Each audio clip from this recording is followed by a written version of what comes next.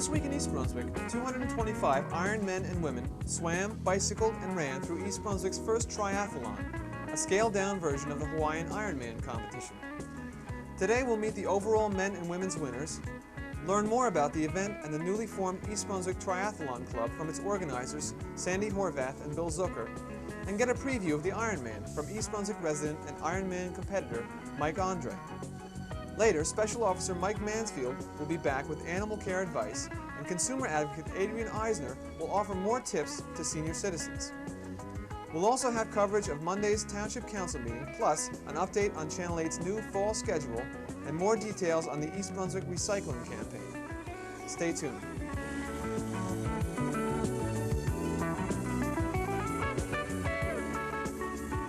Channel 8 will be starting its new season this coming week, and along with our regular lineup, we'll have some interesting new additions. Our week will start Tuesday, September 4th at 7:30 p.m. with a brand new edition of Let's Talk Health, repeated Thursday at 7:30 and Saturday at 12:30. This week, host Ken Shalhu will discuss Middlesex General University Hospital's health education services with guests Helene Weinrob and Barbara Verg. Then, at 8 o'clock, You and Your Money will premiere. A financial planning program hosted by Paul Hansen, You and Your Money will appear weekly on Channel 8, repeated at 8:30 on Thursday and 10:30 on Saturdays. On our first program, Paul will discuss financial planning basics. Then on Wednesday, another premiere, Look Great, Feel Great with Lenore Kulik, East Brunswick's own exercise program. It'll be repeated at 7 Wednesday evening and again the following Monday morning at 10. Following Lenore at 3 will be more stories read by Teen Library Corps members. Then Wednesday evening at 7:30, Spotlight on Education starts a new season as Dr. Joseph Sweeney discusses the East Brunswick Adult School Program with Dr. Phyllis Klugerman. Then at 8, it's Target with host Paul Duran, back for another season. This week's program will deal with the difficult topic of teenage suicide.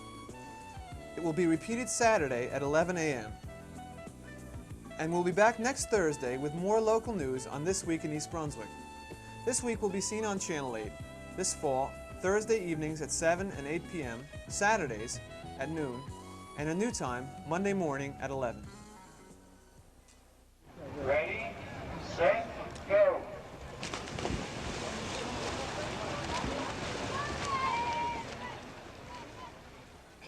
One of the latest rising stars in the sports world is not an athlete, but an event, the triathlon.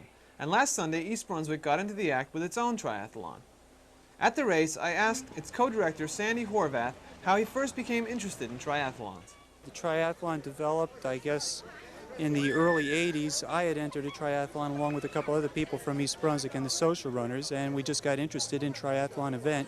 And we could see that it was a little bit more interesting and diverse than your normal 10K runs and marathons. And over the last couple of years, maybe people have seen all the coverage that the Ironman in Hawaii has gotten. And we realized that it was the wave of the future. So for the last 2 years, we've been attempting to put one on. And finally this year, with the help of Bill Zucker and the East Brunswick Recreation Department, we've put on our first triathlon. For people who don't know anything about a triathlon, what's involved in the event? Triathlon can be various things. The traditional triathlon would be a swim, a bike race, and a run, such as this one today. Other triathlons might include canoeing or rowing or other various events. It's actually a multi-sport event. To what do you attribute the popularity of the triathlon? It seems to be a really up-and-coming event, lots of townships sponsoring such events. Well, I guess the popularity is slightly faddish because of the TV coverage, but I would also say that there are a lot of runners that have been running for a real long time that are looking for something different and maybe even beyond running a little bit. People that had previously run every day of their lives now can alternate between biking and swimming and running and canoeing, and it seems to actually help them out as far as their health goes. They less injuries and a better balance overall. About the entrants, how many do you have today and where are they coming from? What kinds of backgrounds? Well, we have officially 255 entrants. I think there were probably 225 starters this morning. And There were about 65 of them from East Brunswick. Most of them came from New Jersey. Most of them, I'd say about 225 from New Jersey. There were a couple people from out of state, like 15 from Pennsylvania, about 20 from New York. There was one guy who came from Maine and another guy from Ohio, as far away as there, another guy from Connecticut. You actually had to turn away applicants too, isn't that correct? That was one of our biggest complaints as far as people calling us up, wondering how come they couldn't get in, because we were limited to 225 by the township. And we had 100 on a waiting list over the 255 that we ended up at. And on the phone alone, we must have turned away another 200 or 300 people just telling don't even bother sending in anything. You mentioned the Ironman before. How is this event in East Brunswick different from the Ironman? The event in East Brunswick is a much scaled down version. It's more scaled to the beginning triathlete, especially the swim. Most of the triathlons that are occurring now in the United States have swims that are a half mile, 3/4 of a mile, and sometimes even greater. The Hawaiian triathlon has a swim of more than 2 miles, 2¼ miles. So what are the lengths here that the people are swimming and bicycling and running? The lengths, we attempted to make it 1/10 of an Ironman. However, the run ended up a little bit longer. The lengths were a 1/4 mile swim, a 10½ mile bike ride, and a 5-mile run. Sandy, you're a runner yourself. Why weren't you running this year? Because at 3 o'clock last night I was still getting some details together, and at 5:30 this morning we had to open up and do 100 other things. And I would have loved to have participated, but other people put on triathlons for me, so I'm reciprocating. As Sandy mentioned, the race featured a 1/4 mile swim, 10.5 mile bike race, and a 5-mile run. The entrants gathered at the East Brunswick Community Beach early Sunday morning for an 8 a.m. start. Swimmers began 5 at a time every 15 seconds to avoid the confusion of an all-at-once free-for-all start. As lifeguards watched from nearby boats, swimmers crossed the lake and returned to jog off on foot to the bicycle staging area. Here they donned cycle shoes and helmets and headed out of the beach area down Dunham's Corner Road on a 10-mile jaunt. Then back to the staging area, this time to a pair of track shoes and a run through Dallenbach's nature trails and the Colonial Oaks area. A little after 9 a.m., the finishers began to trickle in. Because of the staggered starting sequence, the first finishers were not necessarily the winners. These had to be calculated by subtracting each competitor's time in the starting order from their finishing time. One of the first runners across was East Brunswick's Mike Andre. We spoke to Mike about his experiences at the Hawaiian Ironman competition. Yes, I've completed in 2 so far, and I'm training this summer to go again. I qualified to go again. You had to qualify last year and this year. You had to qualify certain age groups, certain qualifying times. So out of 8,000 inquiries this year, they'll pick out 1,000 to go, and then they chose me as one of them. How does that compare to this event here, the Ironman, to the East Brunswick Triathlon? Well, it's like tennis or any other sport. You can make it what you wanted it. I mean, this is difficult if you do it hard. But with the Ironman, it's just a matter of endurance and learning how much to put out when, and be able to learn how to drink the water and what to eat or not to eat, on the bike. So I'm trying to do better this year. Hope to place within at least the first 6 this time. I came in 15th in my age group the first year and 33rd last year. I don't know if you look to see all the wins that we beat. Winds 40 and 50 miles an hour wind last year on the turnaround, and I didn't have much practice on the bike. I really wasn't up on my bike, and this year I hope to be up on my bike much stronger than last year. Well, good luck to you, and we'll talk to you later. Right on. Thank you. The other co-director, Bill Zucker, announced the results in the various age categories as they became available. Between announcements, I asked Bill about how the idea for the East Brunswick Triathalon developed. I came to the township about the beginning of January with Sandy Horvath, and we said we'd like to put on a triathlon. And at first they were a little taken back, but I think they felt we had credibility from my previous experience with the 10K and turning that into the best race. And I showed them that we could put on a triathlon they'd be proud of, and they said fine. They gave us the green light. At that point, Sandy and I sat down, and we decided we would need a race, coordinators for the different events. So we got Eddie Slaughter, from the township, and Eddie became our swimming coordinator. We got Lou Strugatz. We asked Lou if he would become the biking coordinator, and then we asked John Robertson to be our running coordinator. So we had the 3 areas set, and then it was a matter of getting people like Donnie Caragatti, Dale Sheehan, Janet Strumfeld, people like that, in addition to our wives, to be kind of transitional areas or help tie the whole thing together. How did the ADA get involved?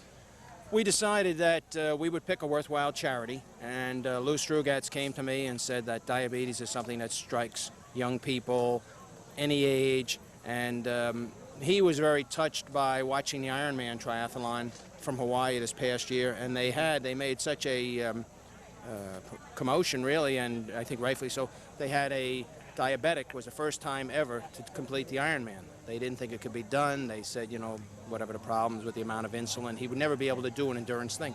And this fellow, Bill Carlson, his name, he did it and finished. And frankly, I had known about it, and I was touched. So we just arbitrarily selected diabetes. They were very cooperative in not just wanting to sit back and accept a donation from us, but they said, look, we'll get you volunteers. The only problem we faced was the awesome amount of insurance needed to cover an event like this. Diabetes said, fine, we will cover you under our insurance policies, we'll get you volunteers, and we're thrilled that, you know, you selected us. And they've been great, and we definitely will continue with them next year.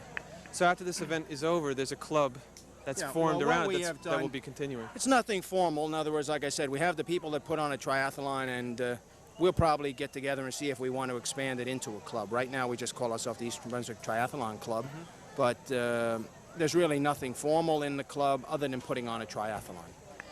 Any plans for next year? Oh, absolutely. We've been encouraged. In fact, I've had, and I'm really thrilled and I'm proud of it, I must have had 20 people today walk over and said they've been at many triathlons. It's fantastic. Do it again next year. I've had people come over today and say, listen, I'm a little disappointed. I didn't get in this year. What can I do for next year? My suggestion would be to do 2 next year. We'll do one on Saturday, which would be like a people's triathlon. Anybody who has not done a triathlon previously, to come down, and again, we'll give them all the amenities, the shirts, the hats, and everything. And then on Sunday, we'll make one for people who have previously done a triathlon and really make it like a grand event. When the final results came in, the overall men's winner was Jeff Sedan of Milltown. Oh, what was your time, Jeff? About 104. You're a local person, aren't you? Where are you from? I'm from Milltown, right close to here, about 2 miles away. How did you prepare for this? Well, to tell you the truth, I've been training for the Ironman, which is held in October, and this is just kind of a race along the way to prepare myself for it. How did you get into triathlons? What was your Well, I have a expertise? friend over here that got me into triathlons. He's standing right over here.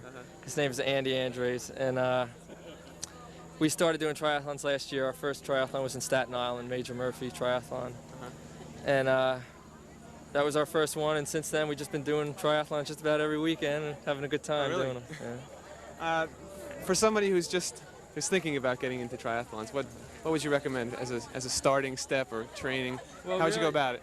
Anybody can do triathlons. I mean, there's a lot of people out there that don't even know their capabilities, that haven't even tried doing these things yet, that are just waiting to come out. I mean, there's just a lot of people. I mean, the competition is getting better and better all the time. And this is a good race for people to start out and learn how to do. Thanks a lot, and good luck at the Ironman. Thank you very much. The overall women's winner was Susie Thompson of Hillsborough, New Jersey, with a time of 1:15:48. I asked Susie about her triathlon experience. Well, I've never done one before, and I'm a lifeguard over at a pool in Hillsborough, and this guy came over and he said he was entering this triathlon. I just looked at the paper and I said, oh wow, this must be neat to enter, because I love, I'm a swimmer and I ride my bike to work and I like running once in a while, so I just signed up for it, and I just had a lot of fun, and it's great. Did you surprise yourself? Yeah, I had no idea, because when I was running, and then one of the people said, oh, you're the second girl, and I'm like, ah, so I started picking up the pace, and I just felt pretty good. You think you might be doing more of this type of thing in the future? Yeah, definitely. I had a great time. I loved it. That's good. Congratulations to you. Thank you. Along with the overall winners, first place finishers in the 5 age categories were John Doktorski of East Brunswick and Kathleen Parducci of Elizabeth for the 16 to 25 group, Kevin Crossan of Edison and Val Schuberger of Milltown, 26 to 35, Martin Freza of Lebanon, New Jersey, and Trudy Bryson of Allentown, 36 to 45, Charles Clark of Princeton, 46 to 55, and Charles Stanley of New York City in the over 55 category. Now let's join Mike Mansfield as he visits veterinarian Brian Johnson. How do you do? Special Officer Mansfield, East Brunswick Animal Control. Today we're at Cranberry Veterinary Hospital at 465 Cranberry Road, East Brunswick, New Jersey, and we're talking to Dr. Brian Johnson, who's the director. We have a few questions for him, and hopefully they'll have some answers for you in these questions. Dr. Johnson, first question I have for you is why should I take my dog to the vet? Well, primarily, we can offer you services to maintain the animal's health. We're here to help give you advice, to help you when your pet has a problem that you are not capable of handling at home. Many times, if your pet has problems, dogs, cats, or whatever, birds, if you can give us a call, we can sometimes tell you what to do over the phone. We primarily have our importance when the problem exceeds what you can handle at home. And when should I take the pet? If I buy a puppy or kitten, should it be brought immediately? Every new pet that you purchase should be seen within 14 days, preferably within 2 to 3 days. It is of the utmost importance that if a pet has a problem, we are able to find out these problems in the early stages. The sooner a problem can be detected, the sooner it can be corrected. Dr. Johnson, we bring various animals to you for different types of shots. Could you please tell us about the shots that we give to puppies? Okay, puppies are given vaccinations to help them prevent them from picking up various diseases. Specifically, the ones we treat, well, give them vaccination for when they're young, at roughly 9 weeks of age, are a combination for distemper, hepatitis, leptospirosis, parainfluenza, and parvovirus. It's a mouthful, but it's similar to the childhood diseases of children. And by vaccinating them at this age, we can offer them the best protection. Now, each one of these is a specific disease entity, and although it's given as one injection, there are actually 5 fractions to that vaccine, or 5 parts to that vaccine, and each one works independently. The first is distemper, and this is a virus disease which is highly transmissible. It is transmitted via the air, saliva, urine, and if a dog is unprotected as much as a half a mile away, if the wind is right, this virus can blow in the air and a susceptible dog will come down with the disease. Although 20% of the dogs will survive the process, 40% will die from the infection, and approximately 40% will come down with nervous signs, either convulsions or a nervous tic, which would require them to be put to sleep. So it's an extremely serious disease. Hepatitis is a virus disease that attacks the liver, very similar to infectious hepatitis of people. It is not a disease or virus that will go from people to dogs, so it is not a danger. However, it does attack the liver and can cause sometimes an acute death or death over a period of several days or weeks. A certain portion of them will recover. Hepatitis is a bacterial disease. One of the proper names for this particular bacteria is Leptospira icterohemorrhagica. It's a mouthful. It also causes a lot of problems. And this is one of the few diseases that the dogs get that is transmissible to people. It's transmitted via the urine or fecal contamination from usually cattle. Now, dogs can get it, people can get it. It is important that all dogs be protected for this. Parainfluenza is a virus disease. It is rarely, if ever, lethal. It is one of the things that we call a pain in the neck disease. It causes coughing. Another name for it is kennel cough. It will cause a very deep, raspy cough for up to 3 weeks. It makes the animals miserable. It makes the owners miserable listening to the dogs. It is a preventable disease in most cases. It is not one of the lethal ones, but there's no sense letting your pet go through it if it can be avoided. As of late, much attention has been focused on parvovirus. This is one of the most lethal viruses to dogs that they have ever seen.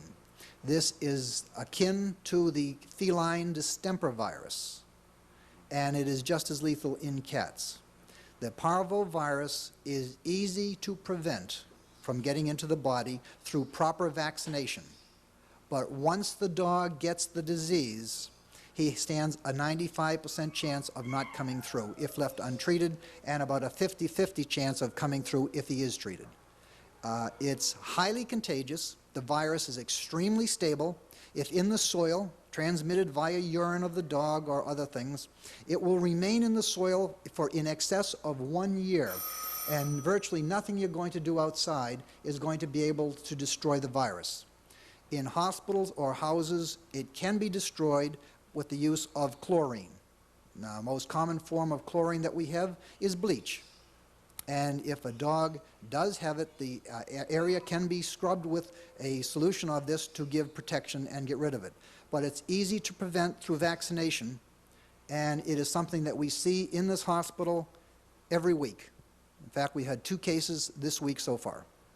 So that means it's still epidemic, even though on the news they're not giving us the scare anymore that we had a couple years ago. During the epidemic, the worst part of it, we were having any place from 3 to 10 cases a day. We're now down to 2 cases a week, 2 to 3. But it is with us. It's an everyday occurrence, and is something that is going to be with us indefinitely. And the only way that we can give adequate protection is through proper vaccination at the correct time. Thank you very much, Dr. Johnson. Next week, please tune in again, and we'll be talking about cats and the various diseases and preventative of those diseases. This is Mike Mansfield, East Brunswick Animal Control. If you have any problems of any kind with the animals, you can reach me at 390-6960 at the East Brunswick Police Department. Please spay and neuter your pets for their health. The East Brunswick Division of Recreation's fall and winter season is beginning soon, and details are available now in the new Fall and Winter magazine. In addition to sports activities, a number of instructional programs are available, including several computer courses. For further information, call 390-6805. Voluntary newspaper recycling will begin next week at the Kimwood, Wynmore, and Royal Garden apartment complexes. Starting September 5th, bundled or bagged newspapers will be collected on the first and third Wednesdays of each month. They should be stacked 2 feet away from the sides of your garbage dumpster by 9 a.m. In case of rain, please save your papers for the next pickup day. Please refer all questions to East Brunswick Recycling Coordinator Ed Jablanowski at 390-6983. And now let's join Adrian Eisner for this week's edition of Consumer Aware. Hello, and welcome to Consumer Aware. I'm Adrian Eisner of the East Brunswick Consumer Affairs Office. Today we are presenting the second of our 3-part series on tips for senior citizens. Our subject is swindler schemes. People of all ages are victims, but the swindler's prime target is very often the senior citizen. How can you protect yourself so that you will not suffer the heartbreak and disappointment of being duped by someone unscrupulous? Listen to these examples. If a deal sounds too good to be true, it probably is. Yet every day, people get taken by such schemes as these. The first one is known as the pigeon drop. The swindlers claim that they found a large sum of money and offer to share it with you. They ask you to put up some good faith cash before you get in on the deal. That's the last you'll see of it. You are left with nothing but phony instructions on how to collect your share of the so-called found cash. Another common scheme is called the bank examiner. A phony bank examiner calls and asks you to help catch a dishonest bank employee. You are asked to withdraw some cash from your account and turn it over to the bank examiner, who will check serial numbers and catch the embezzler. After you turn over your money, you'll never see it or the bank examiner again. These schemes might seem obvious, but these swindles are two of the most frequent and successful con games used. Con artists also know that many people today worry about inflation and energy costs. They've come up with beat inflation schemes and phony energy conservation gimmicks that may be hard to resist. But it pays to be aware and check things out carefully before you invest or buy. Hearing aid and insurance ripoffs, health quackery, and work-at-home rackets are other well-known swindles aimed at senior citizens. Be alert to easy ways to make money offers or offers for a bargain retirement home or land offers in the sun. Don't fall for gimmicks or so-called free gift offers from people who come to your home. And remember, when you purchase anything in your home over the cost of $25, the salesperson is obligated to provide you with your notice of cancellation. If you wish to cancel the sale, you have 3 business days to do this, and it must be done in writing by certified mail. If you have any questions about swindler schemes or any other problems related to consumer interest, please call us at the East Brunswick Consumer Affairs Office. We're located in the East Brunswick Municipal Building. Our telephone number is 390-6954. Please join us again next week for part 3 of our series on consumer tips. See you then. At Monday's Township Council meeting, a resolution was adopted allowing connection of 33 homes in the Colonia Estates section of East Brunswick to the Milltown sewer system. The homes had been plagued for years with septic system problems. Councilman O'Connor assured the many residents of the area present at the meeting that this action would not be a precedent-setting move towards sewering other areas of the Riva Avenue section. Uppermost in the minds of the council and the sewage authority is the, if I can say it, the non-development of that area west of the Turnpike. For any number of reasons that you've heard over the past few years. I think Mr. Bush will also, although I don't want to put words into his mouth, could probably also comment on the non-precedent setting attitude I think that the council and the sewage authorities are indicating in the resolution. And we intend to pursue that attitude, not to develop it. What we have seen is 33 homes in dire need of help. And the only way to fix that, and the only economical way that there seemed to have been, was the sewering of those 33 homes. That's all for this week in East Brunswick. Thanks for watching.